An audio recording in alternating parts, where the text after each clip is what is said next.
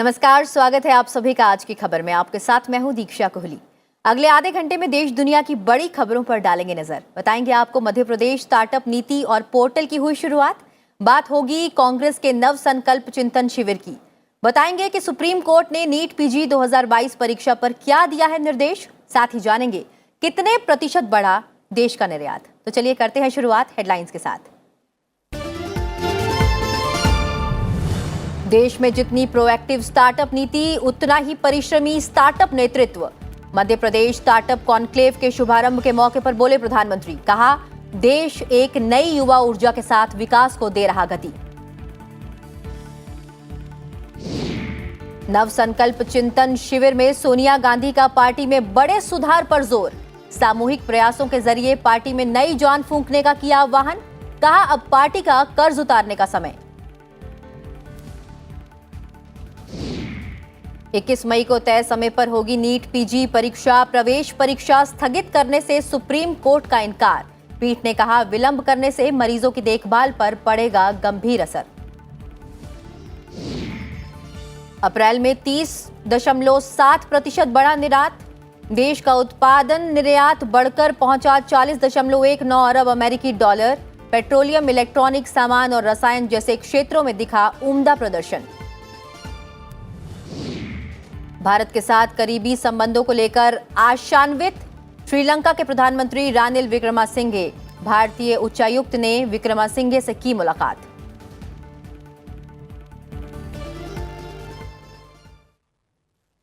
और हेडलाइंस के बाद अब एक नजर उन खबरों पर जो आज सुर्खियों में रही। जम्मू कश्मीर के बांदीपोरा जिले में सुरक्षा बलों ने मुठभेड़ के दौरान लश्कर-ए-तैयबा के 2 आतंकवादियों को मार गिराया। इन आतंकवादियों ने हाल ही में कश्मीर में घुसपैठ की थी। मारे गए आतंकियों की पहचान कराई जा रही है। प्रवर्तन निदेशालय ने पनामा पेपर लीक मामले से जुड़े एक व्यक्ति के खिलाफ धन शोधन मामले की जांच के सिलसिले में उसके मध्य प्रदेश और गोवा स्थित परिसरों पर छापेमारी कर 88.30 लाख रुपए नकद बरामद किए हैं। ईडी ने कहा कि छापेमारी की कार्यवाही संजय विजय शिंदे के खिलाफ की गई। एनआईए ने सरगना छोटा शकील के 2 साथियों को गिरफ्तार किया है। एनआईए ने बताया है कि इनकी पहचान आरिफ अबू बकर शेख और शब्बीर अबू बकर शेख के रूप में हुई है। ये दोनों मुंबई के पश्चिमी उपनगरीय क्षेत्रों में दाऊद इब्राहिम गिरोह की अवैध गतिविधियों के साथ ही आतंकियों के लिए धन मुहैया कराने की गतिविधियों में शामिल थे। देश में कोविड के 2,841 नए मामले सामने आए हैं। इसके साथ ही उपचाराधीन मरीजों की संख्या घटकर 18,604 रह गई है। मरीजों के ठीक होने की राष्ट्रीय दर 98.74% है। वहीं अब तक कोविड रोधी टीकों की 190 करोड़ 99 लाख से अधिक खुराक दी जा चुकी है।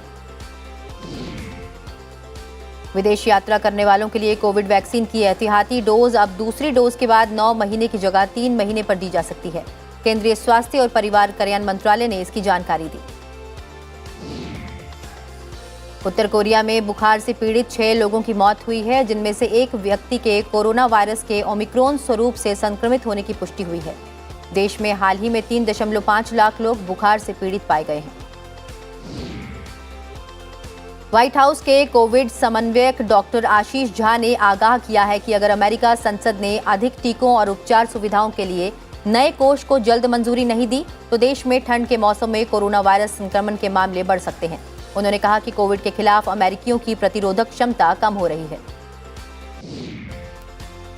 रूस ने फिनलैंड को नाटो में शामिल होने को लेकर चेतावनी दी है। फिनलैंड के नाटो के लिए आवेदन देने के फैसले के बाद रूस ने कहा कि अगर फिनलैंड नाटो में शामिल हुआ तो इसका करारा जवाब दिया जाएगा। रूस का कहना है कि फिनलैंड पर सैन्य कार्यवाही भी हो सकती है। साथ ही रूस ने परमाणु हमले की भी धमकी दी है। ईरान के 2 दक्षिणी शहरों में सब्सिडी वाले खाद्यान्नों की कीमतों में अचानक की गई वृद्धि के खिलाफ प्रदर्शन कर रहे कम से कम 22 लोगों को गिरफ्तार किया गया है। ईरान ने इस सप्ताह खाने के तेल, चिकन, अंडा और दूध की कीमतों में 300% तक वृद्धि करने की घोषणा की है, जिसके बाद ये प्रदर्शन और गिरफ्तारियां हुई हैं। पड़ोसी देश नेपाल में आज स्थानीय इकाइयों के लिए वोट डाले गए। 21,955 मतदान स्थलों पर कड़ी सुरक्षा में लोगों ने अपने मताधिकार का प्रयोग किया। इसके साथ ही 35,221 उम्मीदवारों की किस्मत बैलेट बॉक्स में कैद हो गई। निर्वाचित उम्मीदवार महापौर, उप महापौर, वार्ड अध्यक्ष और अन्य निकायों के सदस्य बनेंगे। और अब खबरें विस्तार से। प्रधानमंत्री नरेंद्र मोदी ने वीडियो कॉन्फ्रेंसिंग के जरिए मध्य प्रदेश स्टार्टअप नीति और पोर्टल का शुभारंभ किया। इस मौके पर प्रधानमंत्री ने कहा कि आज देश में जितनी प्रोएक्टिव स्टार्टअप नीति है, उतना ही परिश्रमी स्टार्टअप नेतृत्व भी है। देश एक नई युवा ऊर्जा के साथ विकास को गति दे रहा है। उन्होंने कहा कि मध्य प्रदेश की स्टार्टअप नीति के तहत स्टार्टअप और इंक्यूबेटर को वित्तीय सहायता दी गई है। प्रधानमंत्री ने कहा कि देश में नया करने की, नए आइडिया से समस्याओं के समाधान की ललक हमेशा रही है, लेकिन दुर्भाग्य से जितना प्रोत्साहन, जितना समर्थन पहले के दौर में हमारे युवाओं को मिलना चाहिए था, उतना नहीं मिला। भारत में स्टार्टअप की दुनिया ही बदल चुकी है। आज हमारे देश में करीब 70,000 रिकॉग्नाइज्ड स्टार्टअप्स हैं। आज भारत में दुनिया का तीसरा सबसे बड़ा स्टार्टअप इकोसिस्टम है। हम दुनिया के सबसे बड़े यूनिकॉर्न हब्स में भी एक ताकत के रूप में उभर रहे हैं। कांग्रेस का 3 दिवसीय नव संकल्प शिविर आज से उदयपुर में शुरू हो गया है। नव संकल्प चिंतन शिविर की शुरुआत के मौके पर कांग्रेस अध्यक्ष सोनिया गांधी ने पार्टी में बड़े सुधार की बात की है। उन्होंने नेताओं का आह्वान किया है कि वे विशाल सामूहिक प्रयासों के जरिए पार्टी में नई जान फूंके, क्योंकि अब पार्टी का कर्ज उतारने का समय आ गया है। सोनिया गांधी ने कहा कि चिंतन शिविर हमें ये अवसर देता है कि हम देश के सामने खड़ी उन चुनौतियों पर चर्चा करें। उन्होंने कहा कि शिविर में राष्ट्रीय मुद्दों और संगठन पर बोल्ड चिंतन होगा।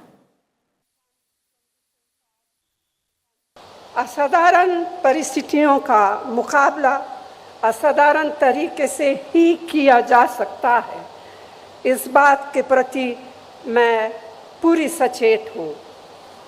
हर संगठन को न केवल जीवित रहने के लिए बल्कि बढ़ने के लिए भी समय समय पर अपने अंदर परिवर्तन लाने होते हैं।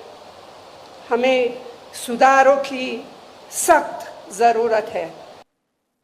और इस पर अधिक जानकारी देने के लिए हमारे साथ बने हुए हैं हमारे सहयोगी मोहम्मद फातेह टीपू। नव संकल्प चिंतन शिविर, एक फैमिली एक टिकट, ये एक नया फॉर्मूला ये अपना रहे हैं। साथ ही नए चेहरों को नेतृत्व के स्तर पर लाने पर भी विचार किया जा रहा है। क्या लगता है आपको, कांग्रेस को पुनर्जीवित कर पाएगा ये नव संकल्प चिंतन शिविर? देखिए दीक्षा, कहा जाता है कि जब मकान जर्जर हो जाए तो खिड़की, दरवाजे, चौखट बदलने से काम नहीं चलेगा, बल्कि पूरे मकान को ध्वस्त करके नई इमारत और मजबूत इमारत बनानी पड़ेगी। कांग्रेस चूंकि 137 साल पुरानी पार्टी है, आज वो संक्रमण काल के दौर से गुजर रही है। आप देखिए कि जिस तरीके से 2014 के बाद पार्टी का राजनीतिक ग्राफ लगातार गिरा है और हाल में जिस तरीके से 5 राज्यों के चुनाव हुए हैं उसमें करारी हार का सामना करना पड़ा है। उस लिहाज से जो उदयपुर में 3 दिन का चिंतन शिविर है, बल्कि 9 संकल्प चिंतन शिविर है दीक्षा, वो काफी अहम माना जा रहा है। आज के उद्घाटन भाषण में जिस तरीके से सोनिया गांधी ने यह संकेत दिया कि पार्टी ने तमाम लोगों को बहुत कुछ दिया, लेकिन पार्टी का कर्ज है कि अब इसको उतारा जाए। इस लिहाज से 6 स्पेशल कमेटियों का गठन किया गया है, जो आर्थिक, सामाजिक, राजनीतिक, संगठन के लिहाज से, युवाओं के लिहाज से और किसानों से जुड़े मुद्दों के लिहाज से 6 स्पेशल कमेटियों का गठन किया गया है, जो कल यानी 14 मई को वो पूरे दिन इस पर मंथन करेंगे, विचारों का आदान प्रदान करेंगे। उसके बाद 15 मई को ये 6 जो स्पेशल कमेटी हैं वो रिपोर्ट आधारित एक प्रस्ताव कांग्रेस अध्यक्ष सोनिया गांधी को सौंपेंगे। उसके बाद में CWC की बैठक होगी और ये प्रस्ताव उन सदस्यों जो 400 से ऊपर पदाधिकारी इसमें शामिल हैं उनके समक्ष ये रखा जाएगा। उसके बाद में कांग्रेस का पूरा एजेंडा दीक्षा सामने आएगा। देखिए, माना जा रहा है कि जिस तरीके से कांग्रेस पार्टी की विचारधारा, खासकर जो मास कॉन्टैक्ट प्रोग्राम हुआ करते थे, पदयात्रा हुआ करती थी, लोगों से मिलने का कार्यक्रम हुआ करता था, आज ज़्यादातर नेता वो ट्विटर पर सिमट गए हैं। लिहाजा कांग्रेस पार्टी का मानना है कि उसको उसके मूल की तरफ लौटना होगा। उस लिहाज से ये 3 दिन का कार्यक्रम काफी अहम माना जा रहा है। ये जो कार्यक्रम है ये पुनः पुरानी नीतियों पर आने का एक विचारधारा है और पुनर्जीवित करने का ये जो विचारधारा है, ये 3 दिन के बाद एक बार फिर हमें नजर आएगा कि कितना बदलाव हमें देखने को मिलेगा कांग्रेस पार्टी में। बहरहाल इस तमाम जानकारी के लिए आपका बहुत बहुत शुक्रिया। बढ़ते हैं अगली खबर की ओर। नीति आयोग ने आज खुले सार्वजनिक उपयोग के लिए राष्ट्रीय डेटा और विश्लेषकी प्लेटफॉर्म एनडीपी लॉन्च किया है। मंच का उद्देश्य डेटा को सुलभ, अंतर संचालित, इंटरैक्टिव और उपयोगकर्ता के अनुकूल प्लेटफॉर्म पर उपलब्ध कराना है। यह विभिन्न सरकारी एजेंसियों के मूलभूत डेटा सेट को होस्ट करता है और उन्हें सुसंगत रूप से प्रस्तुत करता है। साथ ही विश्लेषण और विजुअलाइजेशन के लिए उपकरण भी प्रदान करता है। वहीं नीट पीजी 2022 परीक्षा तय समय पर होगी। सुप्रीम कोर्ट ने डॉक्टरों की याचिका पर नीट पीजी 2022 परीक्षा स्थगित करने से इनकार कर दिया है। अदालत ने कहा है कि विलंब करने से डॉक्टरों की अनुपलब्धता होगी और मरीजों की देखभाल पर गंभीर असर पड़ेगा। पीठ ने कहा कि परीक्षा स्थगित करने से अराजकता और अनिश्चितता की स्थिति पैदा होगी। साथ ही छात्रों के एक बड़े वर्ग पर इसका असर पड़ेगा, जिन्होंने परीक्षा के लिए पंजीकरण कराया है। अदालत ने कहा कि सरकार तय समय पर परीक्षा कराने की कोशिश कर रही है, क्योंकि महामारी के कारण पहले ही परीक्षा पर काफी असर पड़ा है। वहीं सुप्रीम कोर्ट ने उत्तर प्रदेश के वाराणसी स्थित ज्ञानवापी श्रृंगार गौरी परिसर के सर्वेक्षण पर यथास्थिति बनाए रखने संबंधी अंतरिम आदेश पारित करने से इनकार कर दिया है। अदालत ज्ञानव्यापी परिसर के सर्वेक्षण के खिलाफ एक मुस्लिम दल की याचिका सूचीबद्ध करने के बारे में विचार करने को लेकर राजी हो गई है। इससे पहले वाराणसी की एक अदालत ने ज्ञानवापी श्रृंगार गौरी परिसर का वीडियोग्राफी सर्वेक्षण कराने के लिए नियुक्त कोर्ट कमिश्नर को पक्षपात के आरोप में हटाने संबंधी याचिका खारिज करते हुए साफ किया कि ज्ञानवापी मस्जिद के अंदर भी वीडियोग्राफी कराई जाएगी। अदालत ने इसके साथ ही संपूर्ण परिसर की वीडियोग्राफी कर 17 मई तक रिपोर्ट पेश करने के निर्देश भी दिए हैं। ज्ञानवापी श्रृंगार गौरी परिसर का सर्वेक्षण वीडियोग्राफी काम शनिवार से शुरू होने की संभावना है। केंद्रीय गृह सचिव अजय भल्ला ने 2 वर्ष के बाद शुरू होने जा रही अमरनाथ यात्रा के लिए सुरक्षा संबंधी तैयारियों की समीक्षा की है। गृह सचिव ने अर्धसैनिक बलों और जम्मू कश्मीर प्रशासन के शीर्ष अधिकारियों के साथ अमरनाथ यात्रा के लिए सुरक्षा संबंधी तैयारियों की समीक्षा की। अमरनाथ यात्रा 30 जून से शुरू हो रही है। ये यात्रा वर्ष 2021 और 2020 में कोरोना वायरस संक्रमण के कारण नहीं हो सकी थी। वहीं 2019 में संविधान के अनुच्छेद 370 के अधिकतर प्रावधानों को समाप्त करने से पूर्व इस यात्रा को तय समय से जल्दी खत्म कर दिया गया था।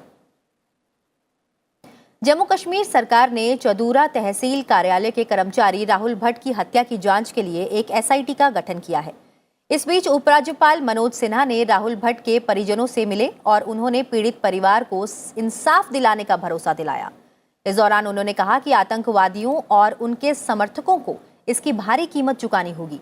उपराज्यपाल ने हत्या के खिलाफ घाटी में जारी कश्मीरी पंडितों के प्रदर्शन के बीच उनके परिजनों से मुलाकात की।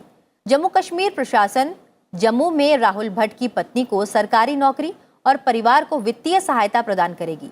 बेटी की पढ़ाई का खर्च सरकार उठाएगी। भट्ट को आतंकवादियों ने बृहस्पतिवार को बड़गाम जिले के चतूरा कस्बे में गोली मार दी थी। हमले में मारे गए सरकारी कर्मचारी राहुल भट्ट का आज अंतिम संस्कार किया गया। हिंदी समाचार बुलेटिन आज की खबर को आप टेलीविजन के अलावा संसद टीवी के सोशल मीडिया प्लेटफॉर्म्स पर भी देख सकते हैं। आपकी जानकारी के लिए बता दें कि ये बुलेटिन संसद टीवी के यूट्यूब और फेसबुक पर भी उपलब्ध है। साथ ही संसद टीवी कू ऐप, ट्विटर और इंस्टाग्राम पर भी उपलब्ध है। आप संसद टीवी के इन ऐप को, इस आईडी को फॉलो कर सकते हैं और उस पर आप अपने सुझाव भी दे सकते हैं। और फिलहाल वक्त हो चला एक छोटे से ब्रेक का। ब्रेक के बाद सुनाएंगे आपको खबरें राज्यों से जुड़ी हुई और साथ ही आपको बताएंगे अंतर्राष्ट्रीय खबरें भी। आप बने रहिए संसद टीवी के साथ।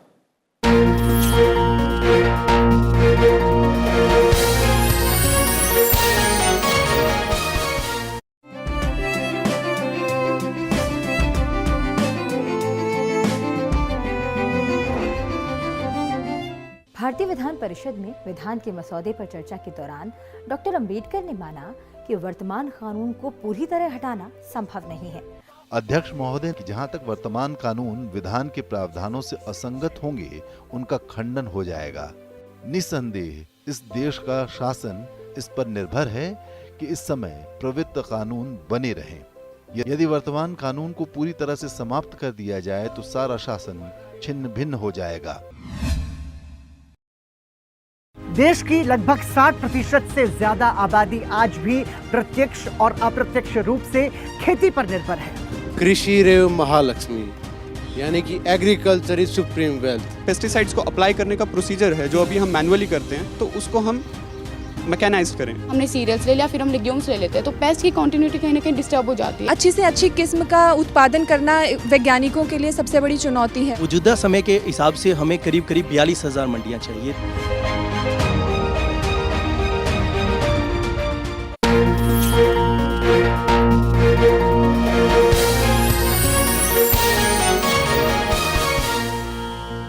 ब्रेक के बाद स्वागत है आप सभी का आज की खबर में। बढ़ते हैं आगे और बात करते हैं राज्यों से जुड़ी हुई खबरों की।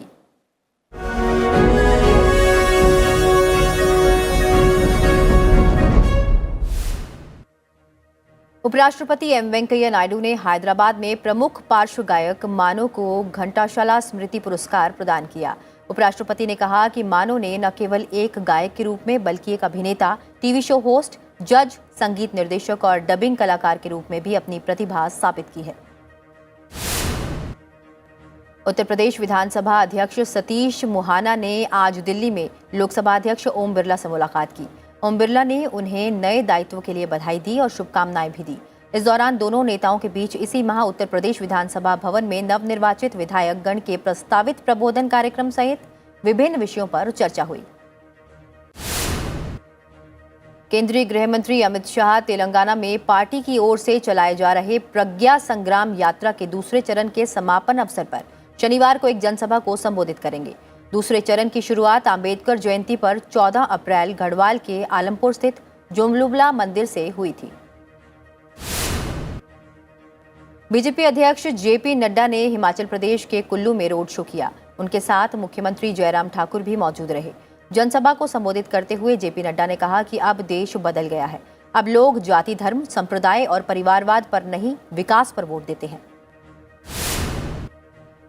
दिल्ली के उप मुख्यमंत्री मनीष सिसोदिया ने केंद्रीय गृह मंत्री अमित शाह को एक पत्र लिखकर दिल्ली में बीजेपी शासित 3 नगर निकायों द्वारा चलाए जा रहे अतिक्रमण रोधी अभियान पर रोक लगाने का आग्रह किया है। उन्होंने दावा किया कि नगर निकायों ने दिल्ली में 63 लाख मकान तोड़ने की योजना बनाई है।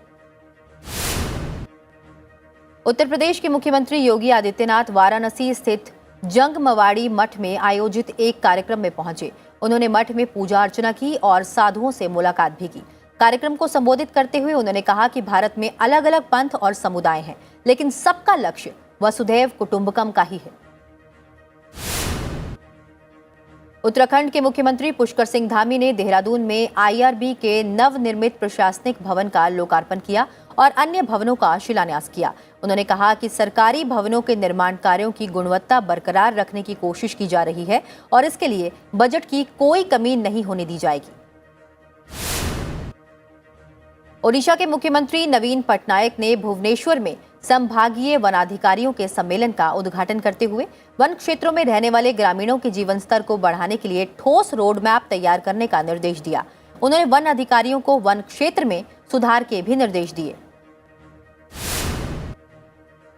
दिल्ली में वित्त वर्ष 2022-23 के पहले महीने में जीएसटी के रूप में 2,898 करोड़ रुपए का रिकॉर्ड संग्रह किया गया। ये अप्रैल का अब तक का सर्वाधिक संग्रह है। कोविड के बाद दिल्ली की अर्थव्यवस्था में तेजी से सुधार हो रहा है। मुंबई की एक विशेष अदालत ने महाराष्ट्र के मंत्री नवाब मलिक को चिकित्सकीय आधार पर अस्थायी जमानत देने से इनकार कर दिया है, लेकिन उन्हें एक निजी अस्पताल में इलाज कराने की अनुमति दे दी है। प्रवर्तन निदेशालय ने धन शोधन के एक मामले में आवास निर्माण कारोबार से जुड़ी कोलकाता की कंपनी अभिजात कंस्ट्रक्शन कंपनी प्राइवेट लिमिटेड और उसके 2 निदेशकों के ठिकानों पर छापे मारे। मामला कई घर खरीदारों को ठगने से जुड़ा है।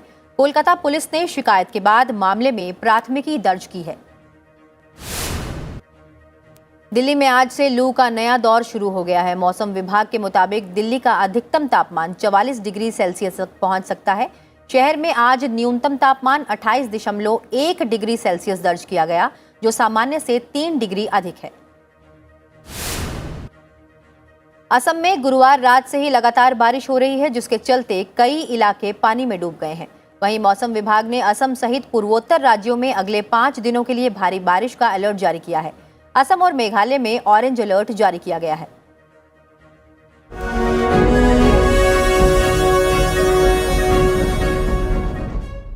अब नजर डालते हैं कुछ और अहम खबरों पर। पेट्रोलियम उत्पाद, इलेक्ट्रॉनिक सामान और रसायन जैसे क्षेत्रों के अच्छे प्रदर्शन के कारण अप्रैल में भारत का उत्पाद निर्यात 30.7% बढ़कर 40.19 अरब अमेरिकी डॉलर हो गया। पिछले वित्त वर्ष में रिकॉर्ड प्रदर्शन के बाद अप्रैल 2022 में भी निर्यात में मजबूत वृद्धि रही। वस्तुओं का निर्यात 40 अरब डॉलर को पार कर एक नई ऊंचाई पर पहुंच गया। इंजीनियरिंग वस्तुओं का निर्यात 15.38% बढ़कर 9.2 अरब डॉलर हो गया, जबकि पेट्रोलियम उत्पादों का निर्यात 113.21% बढ़कर 7.73 अरब डॉलर हो गया। राष्ट्रपति रामनाथ कोविंद 15 मई को जमैका और सेंट विसेंट एंड ग्रेडेंस के एक सप्ताह के दौरे पर जाएंगे। ये किसी भी भारतीय राष्ट्राध्यक्ष की इन 2 कैरिबियाई देशों की पहली यात्रा होगी। इस दौरान वे अपने समकक्ष जमैका के governor general sir Patrick Allen के साथ प्रतिनिधिमंडल स्तर की वार्ता करेंगे। राष्ट्रपति जमैका की संसद के दोनों सदनों की संयुक्त बैठक को भी संबोधित करेंगे। अपनी यात्रा के दूसरे चरण में वो 18 से 21 मई तक सेंट विंसेंट एंड ग्रेनाइड SVG का दौरा करेंगे। The Honorable President Shri Ramnath Kovind will pay a state visit to Jamaica and St. Vincent and Grenadines from 15th to 21st of May 2022. This would be the first visit by the head of state of India to these two countries and reflective of our commitment to small island developing states and to the CARICOM, which is the Caribbean community, of which both these countries are members. देश के लोकतांत्रिक इतिहास में आज के दिन का विशेष महत्व है। स्वतंत्र भारत का पहला संसद सत्र 13 मई 1952 से आहूत किया गया था। 3 अप्रैल 1952 को पहली बार उच्च सदन यानी राज्यसभा का गठन किया गया और इसका पहला सत्र 13 मई 1952 को आयोजित किया गया। इसी तरह 17 अप्रैल 1952 को पहली लोकसभा का गठन किया गया, जिसका पहला सत्र 13 मई 1952 को आहूत किया गया। इस मौके पर राज्यसभा सभापति M. वेंकैया नायडू ने सदन के संस्थापक सदस्यों की अपेक्षाओं को साकार करने, उच्च आचरण और रचनात्मक बहस में शामिल होने की अपील की है। उन्होंने राज्यसभा के सदस्यों और कर्मचारियों को शुभकामनाएं भी दी हैं।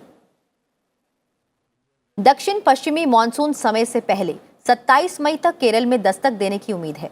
मौसम विभाग ने ये जानकारी दी है। केरल में मानसून का आगमन आमतौर पर 1 जून को होता है। IMC के मुताबिक इस साल केरल में दक्षिण पूर्वी मानसून का आगमन समय से पहले हो सकता है। केरल में मानसून 27 मई को दस्तक दे सकता है और इस तारीख में 4 दिन आगे पीछे होने का अनुमान है। दक्षिण पश्चिमी मानसून के समय से पहले आगमन की घोषणा ऐसे समय में की गई है जब उत्तर पश्चिमी भारत के क्षेत्र अत्यधिक तापमान का सामना कर रहे हैं। और अब खबरें अंतर्राष्ट्रीय जगत से।